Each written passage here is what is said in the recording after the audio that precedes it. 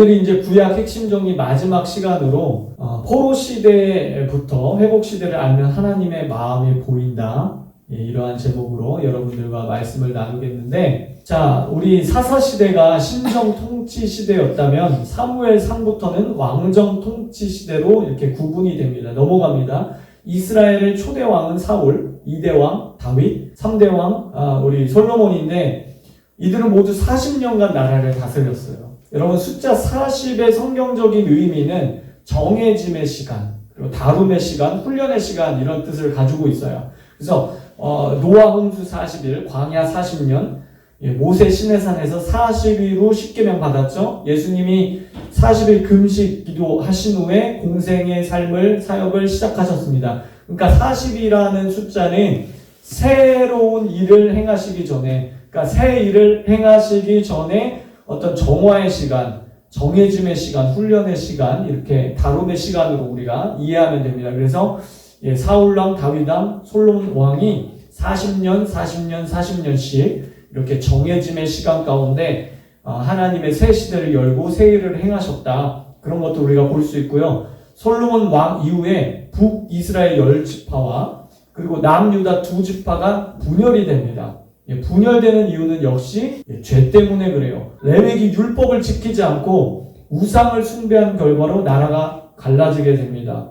유다와 베냐민 지파를 제외한 10지파가 여로보암 장군을 왕으로 추대하면서 이제 쿠데타죠. 쿠데타를 일으키면서 북이스라엘이라는 나라를 세우고 남유다는 솔로몬의 아들인 르호보암이 정통성을 가지고 이제 남유다 다스리게 된다. 이 표에 보시면 사울 왕, 그러니까 사무엘 왕정 시대로 들어가죠. 사무엘과 사울 왕의 얘기가 사무엘상 전체 얘기고요. 그러니까 다윗은 사무엘 하 내용에 이제 집중적으로 다루고 있고, 자, 솔로몬은 열왕기 상, 솔로몬 시대부터 나라가 갈라지는 것까지, 그리고 열왕기 하는 북이스라엘, 남유다가 갈라져서 어떻게 그들이 죄 가운데 멸망당하는지 그런 것들을 이제 보여주고 있고, 이 시대에 많은 선지자들이 활동을 했겠죠. 그리고 이제 역대상하가 있어요.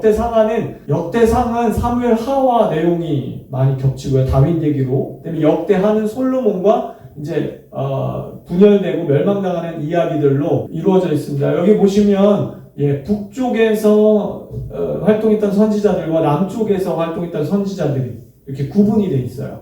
북이스라엘은 아수르에게 멸망을 당합니다. 그리고 남유다는 바벨론에게 이제 포로로 끌려가죠. 70년 동안 포로로 끌려갔다가 다시 이제 이 포로 시대, 에스겔과 다니엘, 그 포로 시대에 활동했던 선지자, 그리고 이제 고토로 돌아오게 되는 이런 그림을 갖고 있는데, 북이스라엘과 남유다를 살펴보면 북이스라엘은 208년간 존속했는데 19명의 왕이 통치를 했어요. 근데 선한 왕이 한 명도 없어요. 선한 왕이. 그 남유다는 344년간 20명의 왕이 있었는데 그래도 선한 왕이 한 7, 8명 정도 선한 왕이 있었어요. 선한 왕과 악한 왕의 기준은 단연 율법입니다.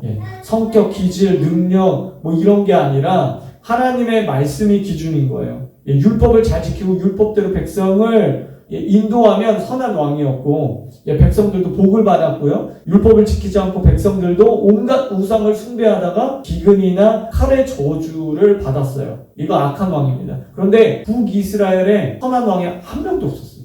성경에 보면 그런 얘기 있죠. 여로보암의 길로 행하였더라. 그러니까 여로보암이 북이스라엘의 1대 왕인데 그 여로보암이 악의 대명사가 됐어요. 그래서 그 길을 따랐다. 자, 이런 것도 우리가 살펴볼 수 있겠고요. 자, 왼쪽 왕조 표를 한번 보시면 북이스라엘은 다윗 왕의 정통성이 없으니까 그냥 쿠데타가 연속이에요. 연속 6개월, 1개월 왕이 됐던 이런 사람들 다 이제 쿠데타죠. 그러니까 너도 길바닥, 나도 길바닥. 길바닥 출신이니까 그냥 뭐 다 똑같아. 힘 있는 놈이 왕이 되는 거죠. 이제 여기서 오므리 왕조가 집권할 때 그 악녀의 대명사 이세벨이라는 그런 악한 여자가 등장합니다. 아합과 이세벨. 그러니까 이 이세벨이 얼마나 악했냐면 요한계시록에 이세벨의 영이라고 할 정도로 이세벨 이름이 나와요. 자, 이랬을 때 하나님의 조치는 무엇이었습니까? 강력한 불의 사람 엘리야를 보내는 거예요. 이세벨을 대항할 수 있는 강력한 불의 사람을 보냅니다. 갑절로 기름 부어서 엘리사를 또 보내요. 여러분, 그러니까 시대가 악할수록 능력의 선지자가 나오는 거예요. 그러니까 능력의 선지자가 나올수록 시대가 별로 좋은 상황이 아니었다. 여러분들이 그렇게 생각하시면 돼요. 여러분 이분들은 성경에 등장하지만 성경을 직접 쓰진 않았죠. 그렇죠? 엘리야, 엘리사. 그 성경을 썼던 선지자들을 문서 선지자, 문서 사역자들 이렇게 말하거든요.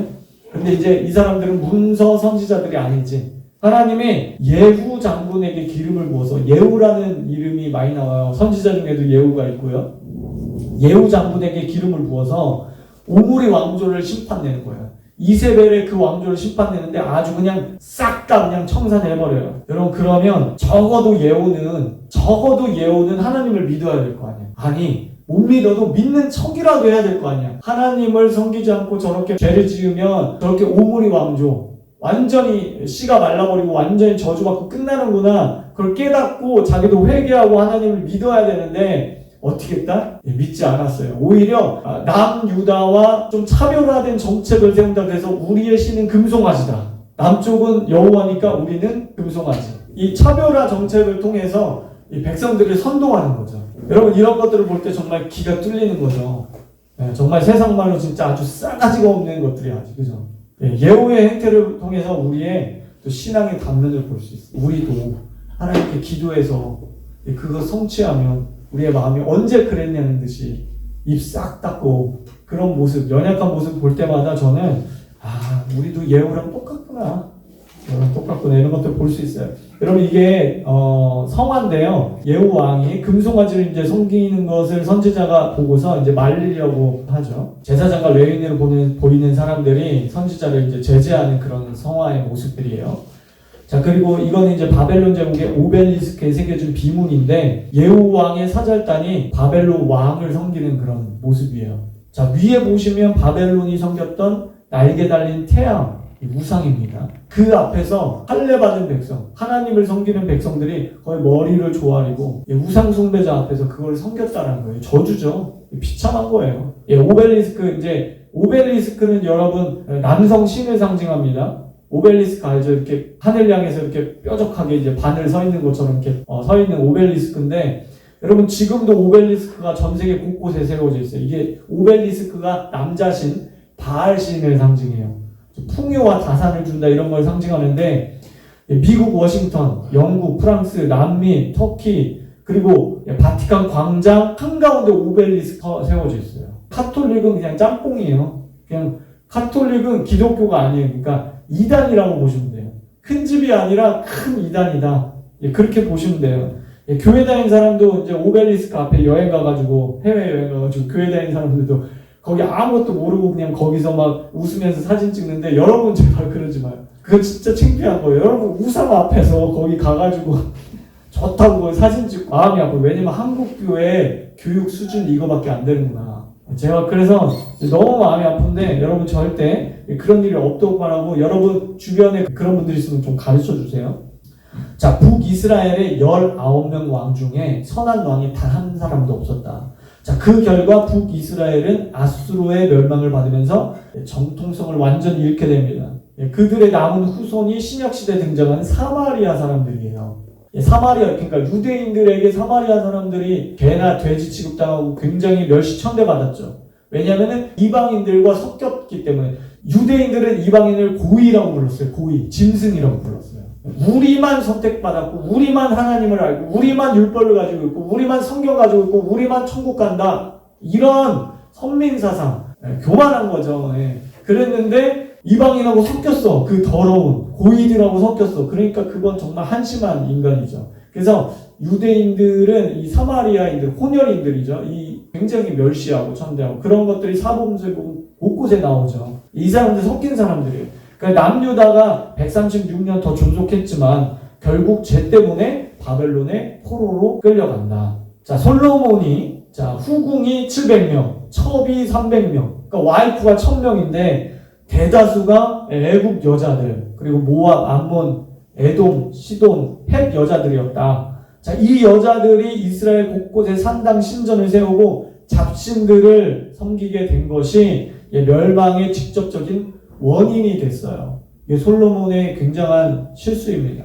여러분, 열왕기상 11장으로 한번 가볼게요. 솔로몬 왕이 바로의 딸 외에 이방의 많은 여인들을 사랑하였으니 곧 모압과 암몬과 에돔과 시돈과 헷 여인이라. 자, 2절 같이 한번 읽어볼게요. 시작. 자, 여호와께서 일찍이 이 여러 백성에 대하여 이스라엘 자손에게 말씀하시기를 너희는 그들과 서로 통혼하지 말며 그들도 너희와 서로 통혼하게 하지 말라. 그들이 반드시 너의 마음을 돌려 그들의 신들을 따르게 하리라 하였으나 솔로몬이 그들을 사랑하였더라. 예. 3절 왕은 후궁이 700명이요 첩이 300명이라 그의 여인들이 왕의 마음을 돌아서게 하였더라 그랬어요. 신명기 말씀에 왕은 아내나 마병이나 은금을 많이 두지 말라 그랬어요. 자, 솔로몬이 이 세 가지 다 지키지 않았죠. 말씀을 지키지 않으면서 온갖 지혜와 지식을 다 받고 잠언, 전도서, 아가서 이런 성경의 인간 저자라 할지라도 율법을 지키지 않으면 하나님의 말씀 지키지 않으면 저주를 받게 된다. 결국 타락하게 됐어요. 여러분 솔로몬은 타인을 사랑하는 이타적인 마음, 내 이웃을 내 몸같이 사랑하라는 이런 마음, 사랑의 이중계명의 지혜의 복을 구했지만 그 복을 받고 난 후에는 자신을 사랑하는 자기중심적인 이기적인 사람으로 바뀌었다. 변질됐다라고 하는 거예요. 여러분 우리도 다르지 않아요. 우리도 다르지 않아요. 우리 똑같아요. 여러분 젊고 똑똑하고 내 통장에 한 2천억 잘생기고 멋있고 해봐봐. 나는 절대 죄 안 지을 거다 장담할 수 있는 사람이 있어요. 젊음 있어. 잘생겨서 막 여자들 줄줄 따라. 통장에 한 2천억 정도 있어. 여러분 상황과 조건만 갖추면 죄질 사람 많아요. 사실 우리도 아무것도 아니야. 사실 똑같아.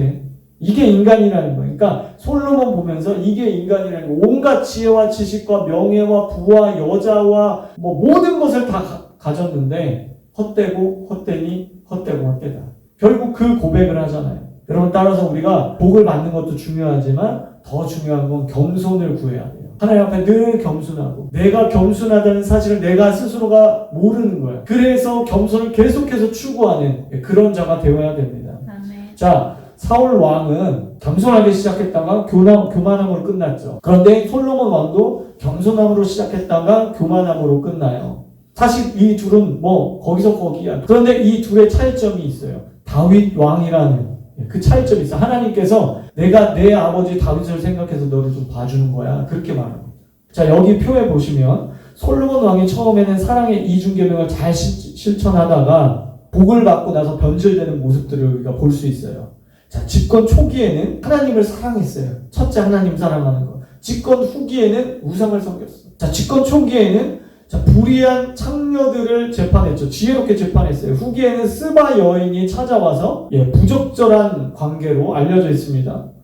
또 젊었을 때는 자신의 지혜를 노래한 잠언서를 기록했지만 그의 말년에는 헛되고 모든 것이 헛되다. 부귀, 영화, 여자, 지혜, 권력, 이 생의 모든 것은 다 헛되다. 전도서를 기록을 했습니다. 솔로몬이 왕이 되었을 때 12지파가 모두 즐거워했지만 집권 후기에 사방의 대적들이 일어났어요. 심지어 지파들 사이에 갈등이 일어나는 그런 조짐들도 보였어요. 이런 것들을 볼 때 빨리 회개하고 돌아와야 되는데 그러지 못했죠. 결국 북이스라엘과 남유다가 갈리게 되는 원인을 제공하게 됩니다. 자, 열왕기 상하를 한번 비교해보면, 자, 왕국 시대에서 포로 시대로 넘어가는데, 열왕기 상하 표를 이제 정리해서 한번 보겠습니다. 영적 원리들을 우리가 여기서 발견할 수 있는데, 자, 역사를 통해서 우리가 이런 지혜들을 배울 수 있어요. 자, 열왕기는 이스라엘의 솔로몬으로 시작합니다. 자, 그런데 바벨론의 느부갓네살에게 멸망당한 것으로 끝이 나요. 여러분, 처음도 중요하지만 끝이 중요하죠? 용두삼이라고 크게 시작했는데 끝이 흐지부지. 그러면 시작하지 않는 것만으로도 못하다 그러잖아요. 어떤 분이 100세까지 살았다 칩시다. 근데 예수를 잘 믿었어. 99세까지 예수를 잘 믿고 충성스럽게 교회 봉사도 하고 신앙생활 잘했어. 근데 끝에 돌아가시기 1년 전에 하나님 마음을 아프게 하고 죄를 짓고 하나님을 배도했어. 그러면은 그게 여러분 그 사람에게 신앙 점수 매긴다면 몇 점을 주겠어요? 99년 잘했으니까 99점 주겠어요? 아니죠. 자격 미달이죠. 그러니까 우리는 끝까지 여러분 성경에 보면 죽기까지 충성하라는 말이 있죠. 근데 한국 사람들은 이거를 이 성경 구절을 많이 오해를 해서 내가 죽는 순간까지 뭐 집에 있는 밥그릇 젓가락 다 갖다 막 바쳐라. 뭐 힘을 다해서 막 온 힘을 다해서 죽는 순간 죽을 때까지 죽을 둥 말 둥 하나님을 잘 섬겨라 이렇게 이제 사용하더라고. 근데 그 말이 아니라 너가 천국 들어가는 그 순간까지 죽는 그 순간까지 신실해라. 충성되라. 그런 의미거든요. 그러니까 우리가 끝까지 여러분 솔로몬을 보면 그거 알 수 있잖아요. 자, 두 번째, 예루살렘 성전의 영광으로 시작했지만 예루살렘과 성전 파괴로 끝납니다. 여러분 이거 굉장히 예언적인 거죠. 굉장히 우리에게 예표적인 거죠. 영광으로 시작했지만 다시 이가봇으로 끝났어요. 영광이 떠났다. 열왕기하 마지막 장에는 솔로몬이 만든 성전의 금은보화 그리고 모든 기구들을 이제 빼앗아가. 완전히 뭐 거기 성경 읽어보면 기둥 2개까지 다 뽑아가. 와, 기둥 뿌리채 뽑아가 그냥. 여러분 이거 예언적인 거죠. 그냥 뿌리채 뽑아버리겠다 하나님이. 너희가 이게 그렇게 그런 마음을 가지고 그런 제사 모든 예배 내가 받지 않겠다. 예, 우상과 섞인 그 두 마음으로 드린 그것을 하나님 받지 않겠다. 다 헛된 것이다. 그 헛되고 헛되니 모든 것이 헛되다. 솔로몬의 그 말년에 쓴 그 전도서가요. 참지혜야, 참지혜. 사실은 참지혜. 자, 세 번째. 솔로몬 왕이 지혜와 복을 받은 것으로 시작하지만 남유다의 마지막 왕인 시드기야의 아들들을 그의 눈앞에서 죽여버려요. 그리고 두 눈을 뽑아요. 눈은 보는 기관이에요. 분별력을 잃어버린 거야.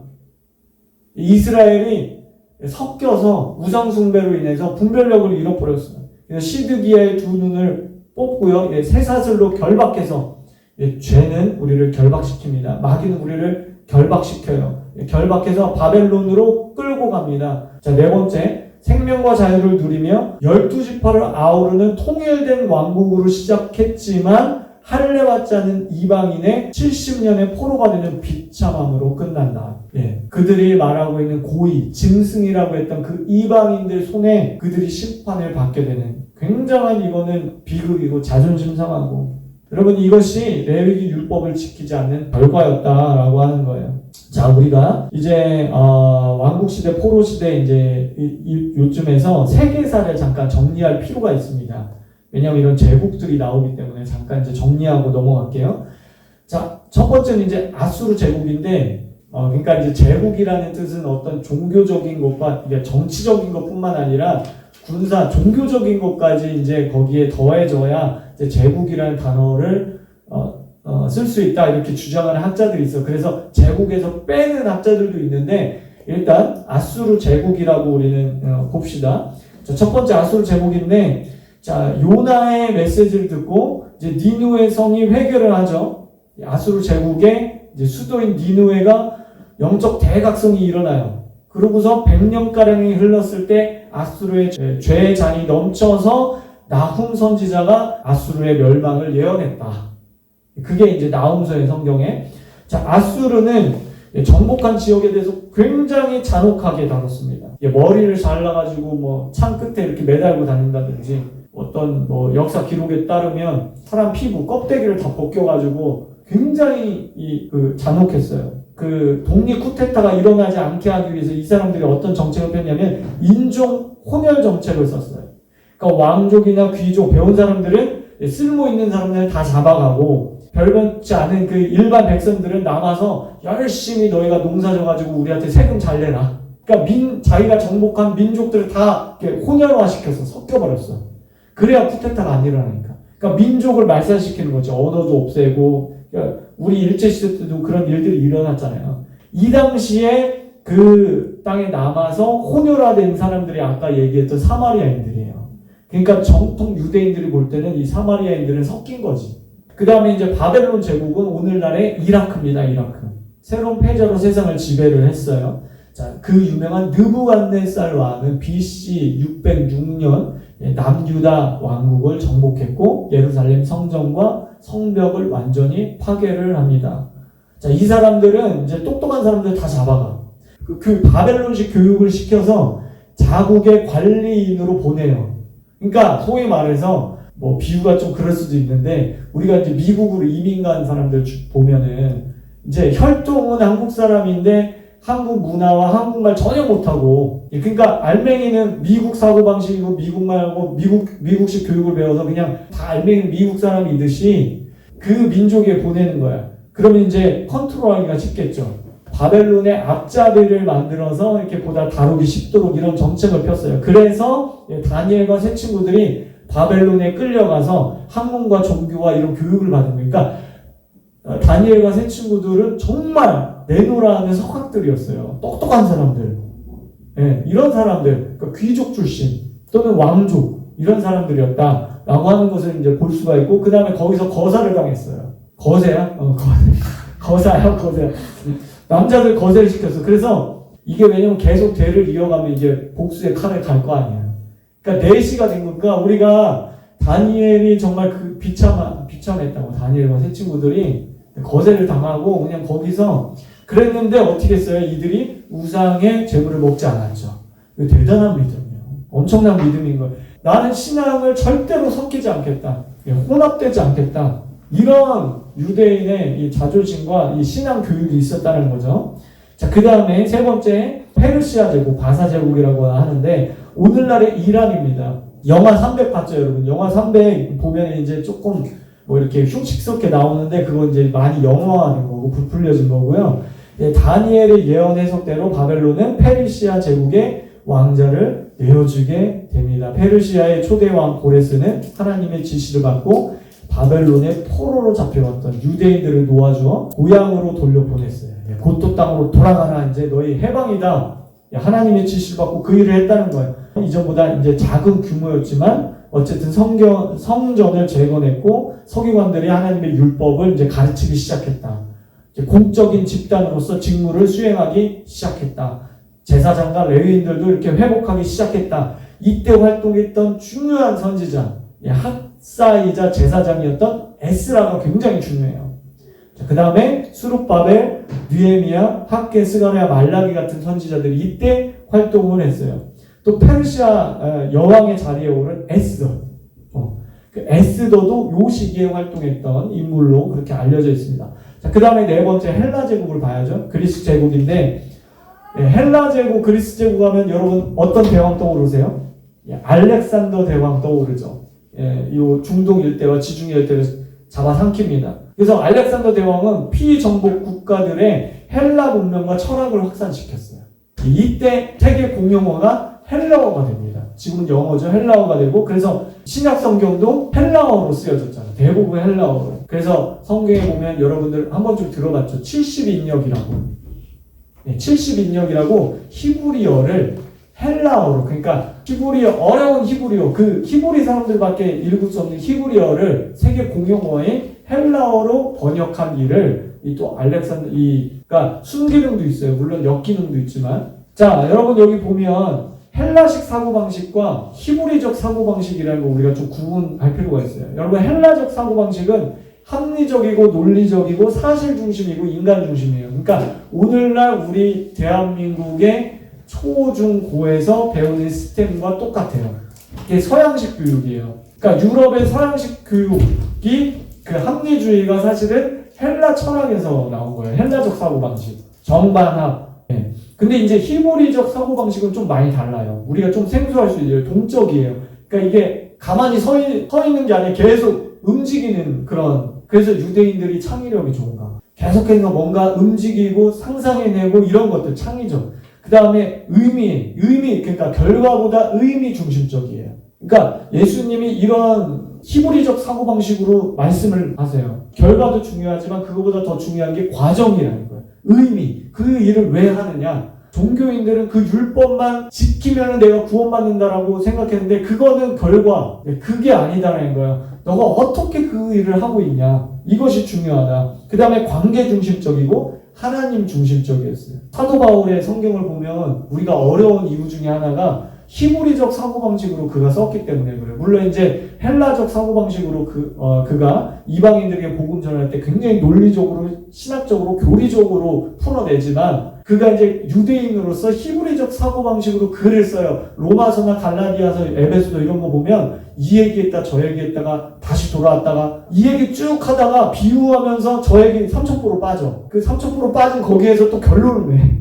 히브리적 사고방식은 뭐냐면 퐁당퐁당이에요. 그러니까 우리가 이해하기 힘들죠. 우리는 서론 볼로 결론 맺어줘야 우리가 깔끔하잖아. 뭔가 시원하고. 히브리적 사고방식은 이에게다가 퐁당, 저에게다가 퐁당, 결론이 없어. 저에게다가 퐁당, 거기서 결론 내. 우리가 히브리적 사고방식을 세팅해 놓지 않고 우리가 성경을 딱 읽으면 굉장히 힘들게 느껴요. 이제 히브리적 사고방식은 나중에 제가 비교해서 여러분 말씀을 드릴게요. 자, 헬라 제국이 멸망할 무렵 레위 지파에 속한 마카비 일가가 봉기를 일으켜요. 예, 그리고 유대인의 독립운동을 일으킵니다. 예, 이 얘기는 나중에 하겠습니다. 그리고 마지막으로 로마 제국인데 BC 63년에 폼페이 장군에 의해서 예루살렘 성전이 다시 이렇게 파괴돼요. 예, 그래서 로마의 이스라엘 지배는 AD 약 500년 전까지 계속해서 지속이 됩니다. 여러분, 우리가 아무 생각 없이 뭐 뉴스나 매스컴 같은 데 보면 팔레스타인 지역, 우리도 막 그런 용어들 많이 쓰시는데 여러분 이제 지식을 제가 입혀드릴게요. 팔레스타인이라고 우리는 쓰면 절대 안 돼요. 여러분, 팔레스타인이라는 뜻이 블레셋이라는 뜻이에요. 예, 블레세트, 거기서 나온 단어예요. 팔레스타인보다는 이스라엘이라는 단어를 써야 돼요. 이스라엘 선교사님들조차도 팔레스타인 이렇게 막 얘기하더라고요. 우리가 이런 건 좀 구분할 줄 알아야 됩니다. 자, 예수님께서 로마의 아우쿠스투스 황제가 치세할 당시에 이제 태어나셨다. 자, 이 황제가 되는데 도움을 줬던 그 사람이 이 황제의 친구였던 헤로드 왕이었어요. 헤로드 왕. 예수님 당시에 이스라엘 지역을 관할 통치했던 왕. 자, 메시아가 탄생했다는 소식을 듣고 베들레헴의 남아들을 다 무참히 살해합니다. 마치 모세가 태어날 때 그 당시에 남아들을 죽였던 것처럼 역사가 또 한 번 이렇게 반복되죠. 자, 그리고 이제 유대인들의 환심을 사기 위해서 이제 그 옛날에 수룹바벨 당시에 재건했던 그 예루살렘 성전을 확정해주고 미화하는 그런 프로젝트를 이제 시행하기도 합니다. 그래서 예수님께서 종교인들에게 야, 이 성전을 다시 헐라, 내가 3일 만에 일으키리라. 그 다음에 이제 다니엘서에 크게 이제 두 가지로 나눌 수 있는데, 자, 첫 번째는 1장부터 6장, 어떤 사람은 7장까지라고 얘기를 하기도 합니다. 자, 이것은 세계사적 역사를 예언했어요. 자, 그리고 7장에서 12장까지는 또는 8장에서 12장까지는 이스라엘의 역사를 예언했어요. 그러니까 앞에 1장부터 6장 또는 7장까지는 세계사고, 자, 7장 또는 8장에서 12장까지는 이스라엘의 역사를 예언했다. 자, 앞부분은 3인칭으로 기록됐어요. 그리고 느부갓네살 왕의 꿈을 다니엘이 해석해 줍니다. 그리고 재밌는 거는 아람어로 쓰여졌어요. 자, 그리고 뒤에 7장 또는 8장부터 12장까지는 1인칭으로 쓰여졌고 천사가 그것을 해석해 줍니다. 그리고 히브리어로 쓰여졌어요. 이렇게 달라요. 두 부분으로 나눌 수 있는데, 그리고 2장과 7장이 이렇게 오버랩돼요. 2장 금신상과 7장 짐승 환상이 이제 같은 예언이에요. 똑같은 내용이니까 모습은 다르지만 그 환상은 다르지만 내용은 똑같아요. 하나님께서 어떤 일을 계시하실 때 이렇게 반복적으로 계시하시면서 확증을 주시는 거예요. 확증. 모두 이스라엘 민족과 관련된 그런 제국들만 계시하십니다. 중국이나 이런 큰 제국들이 있었잖아요. 이런 얘기가 성경에 나오지 않는 것은 이스라엘과 관련이 없잖아요. 그러니까 이스라엘과 관련된 제국들 이야기만 이 다니엘서에 기록되어 있다. 우리 잠깐 살펴보면, 자, 2장의 금신상이 나오는데 머리부터 가슴, 배 이렇게 쭉쭉 내려가죠. 금, 은, 동, 철, 이제 10나라 이렇게 되는데, 자, 7장에 보면 날개 달린 사자, 곰, 그 다음에 표범, 무섭게 생긴 동물 이렇게 나옵니다. 이렇게 똑같아요. 자, 금과 날개 달린 사자. 자, 바벨론의 상징 중에 하나가 실제로 날개 달린 사자였어요. 금과 날개 달린 사자는 바벨론을 상징합니다. 자, 은과 곰은 페르시아를 상징해요. 동과 날개 넷 달리고 머리 넷 달린 표범, 이거는 헬라를 상징해요. 표범이 날쌔죠. 그러니까 실제로 알렉산더 대왕이 33년을 살면서 아주 빠른 속도로 제국들을 집어삼켜요. 그 표범처럼. 그리고 이제 머리가 넷이라는 건 머리는 권위를 상징해요. 성경에서. 그러니까 알렉산더 대왕이 갑자기 요절해요. 자녀가 없이 요절해요. 그래서 알렉산더 대왕이 죽기 전에 강한 자가 내 나라를 차지해라 이런 유언을 하거든요. 그래서 신하 4사람이 이제 이 4나라를 가져갑니다. 분리해요. 이게 역사적 사실이에요. 그래서 이제 머리 4달리 표범이라는 것은 그것을 상징하고요. 그 다음에 철, 10뿔이 있고 무섭게 생긴 동물인데 이것은 로마 제국과 이 로마 제국이 나중에 열방으로 흩어져서 유럽의 많은 국가들을 민족들을 형성한다. 이것들이 이제 상징을 합니다. 그리고 이제 다니엘서 2장에 이제 돌나라가 이 금신상을 깨부시죠. 사람이 다듬지 않은 돌이 날라와서 이 금신상을 깨부십니다. 이거는 뭐냐면 하나님, 그러니까 반석이 되신 예수님의 나라를 상징해요. 사람이 감히 다듬지 않았어. 하나님의 나라, 예수님을 상징을 합니다. 이 예수님이 이 땅에 오셔서 초림과 재림을 통하여서 이 모든 세계 열방을 심판하시고 다스리신다. 이것들을 상징합니다. 그러니까 예수님의 초림과 또 재림까지도, 세상의 끝날까지도 예언되어 있는 게 이 다니엘서다. 이런 것도 우리가 볼 수 있어요. 요한계시록과 다니엘의 내용들이 굉장히 많이 겹쳐요. 10뿔이라든지 7머리 용, 작은 뿔이라든지 짐승이라든지 이런 것들이, 이런 용어들이 많이 겹칩니다. 자, 그 다음에 우리가 중요하게 볼 것이 있는데, 자, 바벨론 70년 동안 깨닫게 된 것들이 있어요. 그러니까 하나님은 이 악으로부터 발생한 모든 사건들도 하나님이 선으로 바꾸셔. 합력하여 모든 걸 선으로 바꾸시는데, 하나님의 훈련의 도구로 이것을 사용하시는데, 자, 70년 동안 깨닫게 된 것들이 있어요. 자, 8가지만 한번 봅시다. 첫 번째는 여호와만이 유일한 하나님이시다라는 것을 깨닫게 됐어요. 전에는 우물할 개구리에서 그냥 옹기종기 약속의 땅 거기 그냥 살아왔던 이 사람들이 지역의 신, 민족의 신인 줄 알았는데 넓은 세상 이방 나라에서 와서 보니까 그 당시에 문명도 발전됐고 기술도 발전됐고 이 발전된 이 제국들 여기 와서 살다 보니까 여호와 하나님만이 유일한 참 신이라는 것을 깨닫게 돼요. 자, 두 번째는 여호와께서 인간 세계를 통치하신다는 것을 알게 돼요. 자, 홍해를 가르시고 불기둥, 구름기둥을 만드시고 하나님이 이론적인 하나님으로 들었는데 체험적으로 알게 됐다. 세 번째, 선지자들을 통해서 주신 예언과 성경의 중요성을 깨닫게 됩니다. 자, 예레미야를 중심으로 선지자들이 포로로 잡혀갔지만 70년이 차면 다 돌아온다. 다 곧 돌아온다. 이런 희망의 메시지를 던져주고 있잖아요.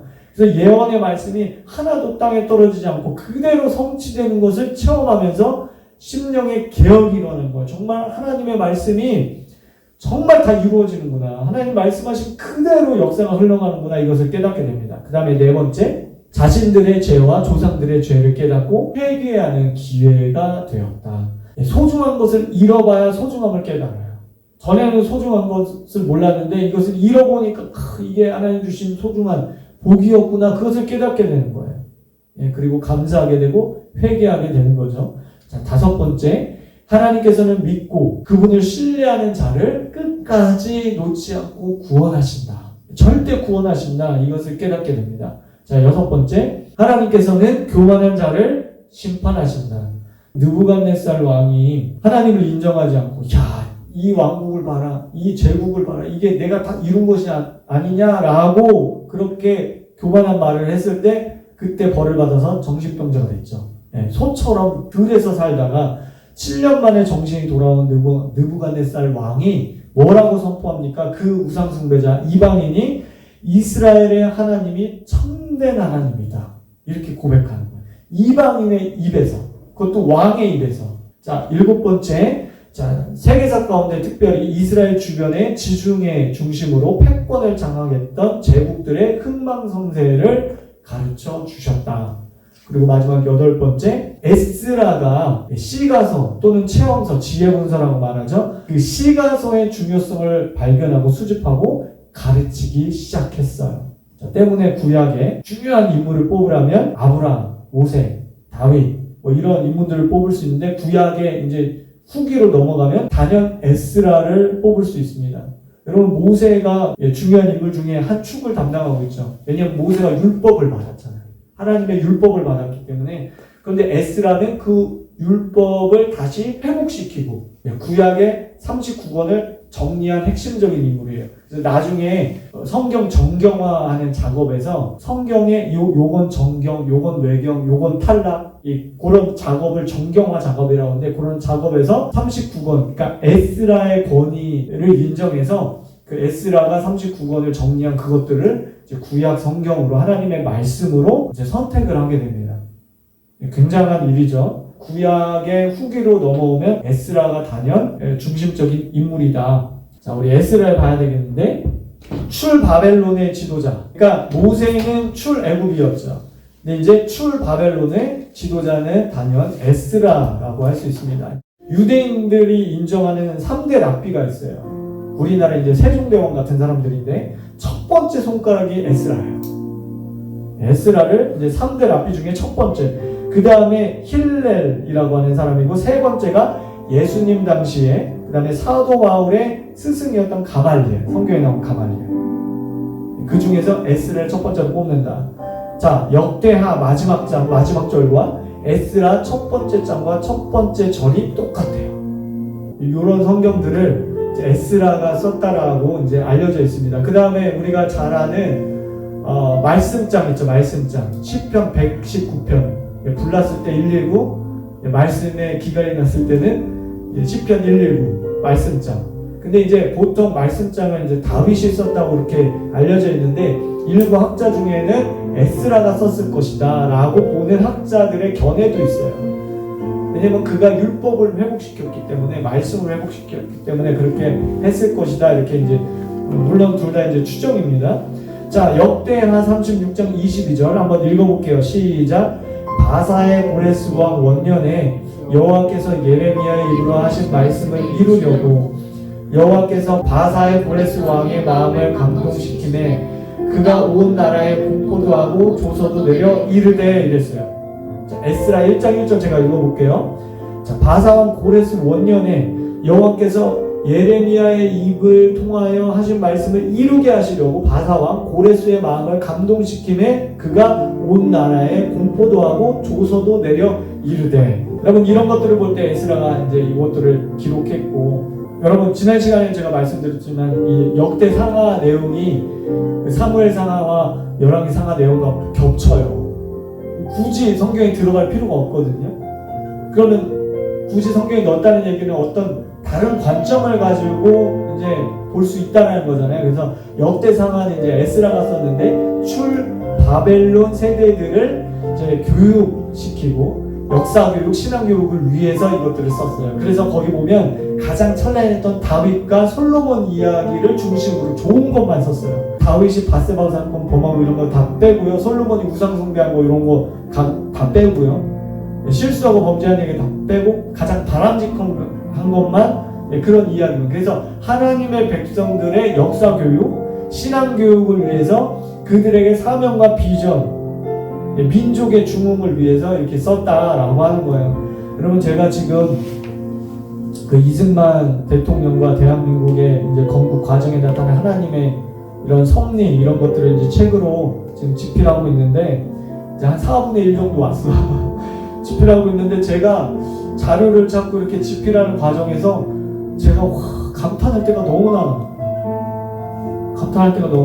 여러분, 기독교적 역사관을 갖는 게 너무너무 중요해요.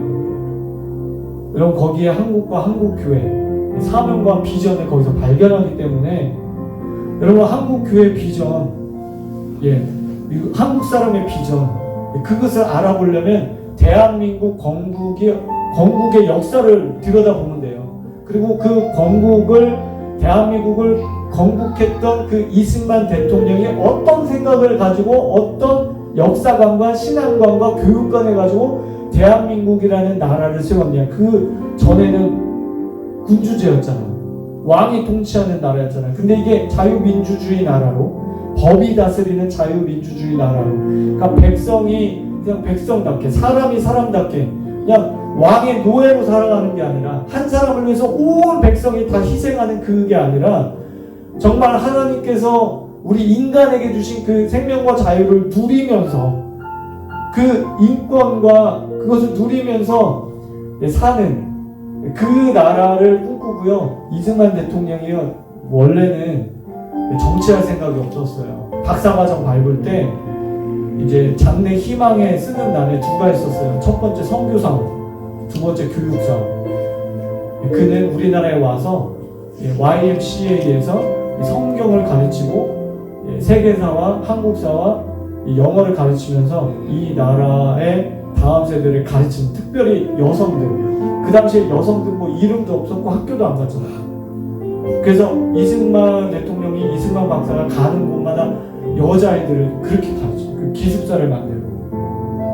하와이에서도, 하와이에 33년 살았는데 거기서도 제일 먼저 한 게 길거리에 방황하는 여자애들, 고아들, 여자애들 자기 사위로 먹이고 재우고 하면서 여학교를 세우고요. 그게 나중에 이제 교육이 좋다 해서 남자들도 들어가게 해요. 바뀐 거죠, 완전히. 남자들도 들어오게 해주세요. 그래서 한국 최초의 남녀공학이 그때 하와이에서 처음 생겨요. 인하대학교 전신이죠. 그게 생겨요. 그러니까 대한민국을 세운 이승만 박사가 가진 생각들을 들여다보면 하나님이 이승만 박사에게 주신 사명과 꿈을 우리가 알 수 있어요. 여러분, 제가 이제 이것들을 책을 쓰고 있는데 여러분 좀 기도 좀 해주세요. 한국교회 사명과 연결되어 있어요. 한국교회가 이 정체성과 사명을 회복하려면 이것을 알아야 돼요. 그래서 자라나는 다음 세대와 특히 청년 세대에게 이 책을 많이 읽혔으면 좋겠어요. 자, 1차, 2차, 3차 거쳐서 고토로 돌아오는, 고레스가 칙령을 내렸는데 80년 동안 1차 가고서 아무도 안 가. 자, 그럼 왜 그랬을까? 그쵸? 왜 그랬을까 우리가 알아야죠. 당시 70년 동안 바벨론에 살면서 이 유대인뿐만 아니라 유대인들 지도층들이 이방 여자와 결혼하고 거기서 그냥 살았다는, 거기서 재산도 쌓고 집도 애도 낳고 그냥 거기서 안정적으로, 왜냐면 제국이기 때문에 여기 교육 수준도 높아, 여러 가지가 발전돼 있죠. 거기서 자리 잡고 살았다는 거예요. 여러분, 이게 재산 다 팔고 다 연 끊고 가는 게 이게 쉬울까요? 쉽지 않겠죠. 그래서 이제 못 갔어요. 자, 그래서 그때 학계 스가랴 선지자가 너네 지금 뭐하냐? 하나님의 약속의 땅 다시 회복시켜주는데 왜 안 가냐? 빨리 약속의 땅으로 돌아가라. 이런 책망과 이런 어떤 비전 제시를 하고 있는 거예요. 자, 그런 바벨론적인 시스템에 우리가 갇혀 있으면 절대로 하나님의 백성의 사명을 이룰 수 없다. 여러분, 세상 시스템에 갇혀 있으면 우리가 절대로, 한국교회도 그렇고 우리 개인도 그렇고 하나님 주신 사명을 완수할 수가 없습니다. 여러분, 이때 개혁가 에스라가 등장합니다. 부인 처자식을 다 쫓아내는 거예요. 여러분, 이게 말이 쉽지 이게 정말 쉬운가요? 이방 여자를 다 쫓아내라 라고 단행을 했습니다. 여러분, 한국 사람 같으면 벌써 촛불 시위하고 탄핵감이야. 이거 난리 나는 거죠. 그리고서 그들이 결단하고 그 일을 해요. 그런 사람들이 2차 귀환합니다. 여러분, 때로는 하나님의 요구사항이 우리의 삶 가운데 말씀을 지키는 것이 힘겨울 수 있어요. 힘겨울 수 있어요. 여러분, 북한 사람, 북한 지하교회 생각해봐. 말씀 지키는 것이 우리보다 100배, 200배는 더 힘들 거예요. 근데 거기서 결단하고 지켜내니까 하나님이 결국엔 약속의 땅을 주시더라 하는 거예요. 여러분, 그리고 느헤미야가 3차 귀환을 하는데, 느헤미야는 페르시아 아닥사스다 왕의 술 맡은 관원장입니다. 여러분, 술 맡은 관원장이 뭐 이렇게 권세가 있겠어 하는데요. 여러분, 술 맡은 관원장 엄청난 권세예요. 여러분, 이 시대만 해도요, 술과 음식에 독이 있는지 없는지 확인하고 관리하고, 또 왕의 이 식탁, 왕이 먹기 전에 이 느헤미야가 먼저 먹어보는 거예요. 독이 있는지. 그리고 그 일만 아니에요. 그 왕이 식사를 하실 때 그 식탁에서 함께 하면서 말벗도 되어주고요. 왕이 고민도 들어주고요. 학식도 있고 덕망도 있고 지혜가 뛰어난 사람이어야만 해요. 이 술 맡은 거는. 그러니까 가장 측근인 사람, 가장 내가 믿을 만한 사람을, 나를 배신하지 않을 사람, 그 사람을 거기다 앉히는 거예요. 그러니까 굉장한 권세죠. 그러니까 제가 생각할 때, 제가 볼 때 어렸을 때부터 왕궁에서, 어렸을 때부터 친구였을 것 같아요. 그래야 믿지. 어떻게 믿어? 그렇죠? 그래서 이 술 맡은 건 엄청난 지위를 가진, 그리고 엄청난 교육 수준을 가진 이런 느헤미야가 이 굉장한 예언적인 인물이죠. 주님의 식탁에 둘러앉아, 그 왕의 식탁에 둘러앉아서 교제하는 거예요. 그분의 신하지만, 그분을 섬기는 자지만 또 그분의 친구가 되는. 그래서 이런 신부, 거룩한 신부를 예표하고 예언하는 인물이 느헤미야예요. 근데 이 느헤미야가 바벨론에서 태어난 포로 2세입니다. 또는 3세예요. 여러분 한 번도 예루살렘에 가본 적이 없어요. 근데 예루살렘 성이 회파됐다는 소식을 듣고 울면서 금식 기도하잖아요. 한 번도 예루살렘 이스라엘 땅을 밟은 적도 없는 바벨론 포로 2세 3세가 그 얘기를 듣자마자 금식하고 울면서 철회하는 거예요. 여러분 느헤미야의 아버지 하나랴, 그 다음에 에스라와 같은 이런 사람들이 바벨론 2세 3세들을 얼마나 철저하게 역사 교육시키고 신앙 교육했는지 느헤미야를 보고 알 수 있는 거예요. 대한민국 이 독립과 건국 과정에서 얼마나 많은 기독교인들의 수고와 노력과 희생이 있었는지 몰라요. 여러분 근데 이 기독교 정신이나 기독교인들의 이런 어떤 것들을 한국 교과서, 국사 교과서에 거의 다 뺐죠. 아니면 축소시켰죠. 최대한 축소시켰죠. 이게 종교적인 거라고 해서 다 뺐는데, 여러분 미국에 한 10년 전에 가디스백이라고 하는 그런 책이 출판이 됐어요. 세계 200여 국가 중에 하나님이 세우셨다라고 생각되는 확실한 나라 3나라가 있다. 맨 첫 번째 이스라엘이다. 1948년도에 2000년 동안 나라가 없던 그 나라가 기적적으로 세워진 걸 보면 반드시 하나님이 여기 개입했다. 이스라엘. 그 다음에 두 번째가 청교도의 나라. 청교도가 세운 개신교. 카톨릭이 아닌 기독교가 아닌 개신교인들이 세운 미국. 그 다음에 세 번째가 대한민국이에요. 할렐루야. 대한민국 역사를 보면 망해야 돼. 이 나라 그냥 없어져야 되는데, 여러분 우리의 외세 침략을 많이 받았잖아요. 외침을 많이 당했잖아요. 3년에 한 번꼴로 전쟁 났잖아요. 외침을 당했잖아요. 이게 기적이라는 거예요. 있을 수 없다는 거예요. 어떻게 유엔이 갑자기 이렇게 며칠 만에 결의해가지고 어떻게 들어오냐. 이거는 말이 안 된다. 이 역사학자가 볼 때, 우리 일반인들이 볼 때, 이 역사학자가 볼 때는 이게 기적이라는 거예요. 하나님이 이거 개입하지 않고서는 절대 이게 불가능한 일이다 라고 하는 거예요. 여러분 이것을 우리가 알아야 됩니다. 이런 역사관을 가져야 돼요. 우리 청년들, 자라나는 청년들이 이런 역사관을 가질 때 올바른 신앙관을 가질 수 있고, 우리 한국교회 사명감을 가질 수 있어요. 자, 오늘은 이렇게 기도하기를 원합니다. 역사의 주관자는 바로 하나님이세요. 하나님은 다니엘서와 요한계시록 그리고 마태복음 24장, 누가복음 21장을 통해서 우리에게 앞으로 인간 역사가 어떻게 흘러갈 것인지 이미 미리 계시하셨어요. 다 계시하셨어요. 그리고 마태복음 24장 14절에 보면, 자, 이 천국 복음이 모든 민족에게 증언되기 위하여 온 세상에 전파되리니 그제야 끝이 오리라. 예, 천국 복음이 온 민족에게 다 전파되면, 복음, 이 성교가 완성되면 내가 재림한다. 근데 여기 보면 그냥 복음이 아니라 천국 복음이라고 했어요. 천국 복음. 그래서 제가 호기심을 가지고 왜 그냥 복음이 아니라 천국 복음이라고 했을까? 그래서 천국이라는 헬라어 단어를 찾아봤어요. 바실레이아라는 뜻이에요. 이건 뭐냐면 통치 개념이에요. 왕국 개념이에요. 그러니까 전에는 죄의 통치를 받았던 이 사람들이 하나님 나라의 복음, 하나님 나라의 통치를 받는 거예요. 하나님의 통치를 받는 거죠. 그 왕국 안으로 들어가는 거예요. 죄의 결과, 통치받으면 어떤 결과가 일어나요? 가난, 저주, 질병, 묶임, 정신병, 우울증, 이런 게 죄의 결과잖아요. 죄의 결과에 통치받은 사람들의 결과예요. 자, 그런데 하나님의 통치를 받으면 이 마귀의 일이 다 멸할 뿐만 아니라 하나님이 생명과 자유를 주신다. 이게 천국 복음이다. 나아가서 우리의 영혼이 구원받는다. 다 포함된 거 거기에. 소조라고 하잖아요. 그래서 영혼, 육, 전인 구원. 이것이 바로 천국 복음이에요. 이런 복음이 이 민족이, 그리고 대한민국, 한국교회 위에, 다음 세대 위에 부어 주시옵소서. 성령의 강력한 구원의 역사, 통치의 역사, 성령의 능력의 역사를 우리에게 부어 주시옵소서. 우리 다 같이 기도하겠습니다. 하나님, 어린 양의 그 피가 보혈이 하나님 어디 이스라엘 전역에 부어졌던 것처럼 하나님 이 민족 전역 가운데 부어지게 하여 주시옵소서. 한국교회 가운데 부어주시옵소서. 하나님 목회자들에게 부어주시옵소서. 담임 목사님들에게 부어주시옵소서.